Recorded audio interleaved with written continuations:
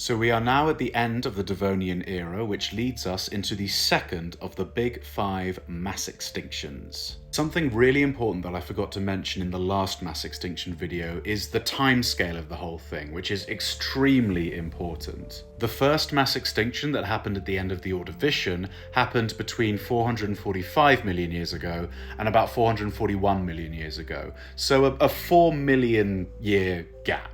This is important when talking about the Devonian mass extinction because the Devonian mass extinction started around 370 million years ago and it didn't end until about 360 million years ago because the Devonian mass extinction was not just one thing, it was a series of very messy things. While it is tricky to summarize, this 10 million year long mass extinction can essentially be boiled down to a lot of the same things that caused the Ordovician mass extinction.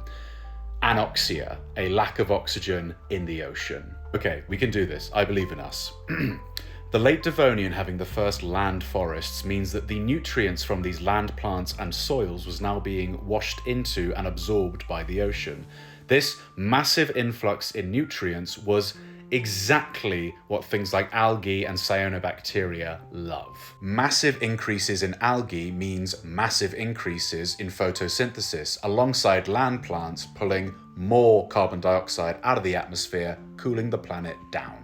A massive uptake in life means inevitably a massive uptake in death, and when these algae and cyanobacteria would die en masse, decomposition absorbs a lot of oxygen. So a massive uptake in decomposition in the oceans from dead algae and planktonic creatures pulls a massive amount of oxygen out of the ocean, disrupting the ocean currents. And this is, if you want to screw up life on Earth, you disrupt the ocean currents. Essentially, because of this disruption, the shallower part of the oceans and the deeper part of the oceans were not mixing anymore, meaning that there were entire layers of the ocean that just didn't have oxygen in it, and that is, as you can imagine, catastrophic for most life in it. This was likely coupled with increased volcanic and even meteoric activity, but it is actually these volcanoes which is likely why the Earth balanced itself again. Increased volcanic activity will initially cool the planet down because it's literally covering the sky, right? But have enough volcanic activity and you will start to pump in more CO2 than is being absorbed by these other processes.